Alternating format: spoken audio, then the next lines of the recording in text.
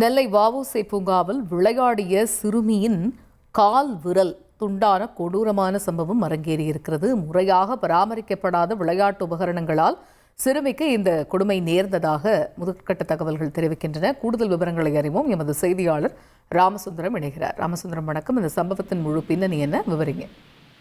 நெல்லை பாளையங்கோட்டையில் உள்ள வ.உ.சி. மைதானத்துல வ.உ.சி. பூங்கா ஒன்று அம்ருத் திட்டத்தின் கீழே கட்டப்பட்டு பராமரிக்கப்பட்டு வருகிறது.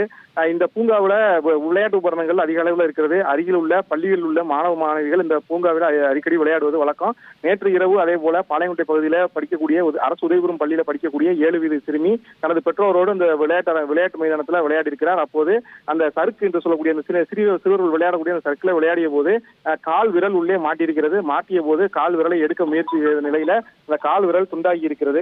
இதுல அந்த கால் விரல் துண்டான சூழல்ல உடனடியாக அங்கிருந்து தனியார் மருத்துவமனையில அந்த குழந்தையை அனுமதித்திருக்கிறார்கள். ஆனால் மீண்டும் அந்த விரலை ஒட்ட வைக்க முடியாத நிலை ஏற்பட்டு தற்போது அந்த குழந்தையின் கால் விரல் அகற்றப்பட்டிருக்கிறது. சிகிச்சை நடந்து வருகிறது. தனியார் மருத்துவமனை மூலம் அந்த குழந்தைக்கு சிகிச்சை நடந்து வருகிறது.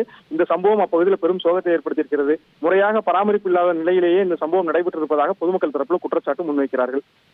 தகவல்களுக்கு நன்றி ராமசுந்தரம். செய்திகளை உடனுக்குடன் தெரிந்து கொள்ள உடனே சப்ஸ்கிரைப் பண்ணுங்க.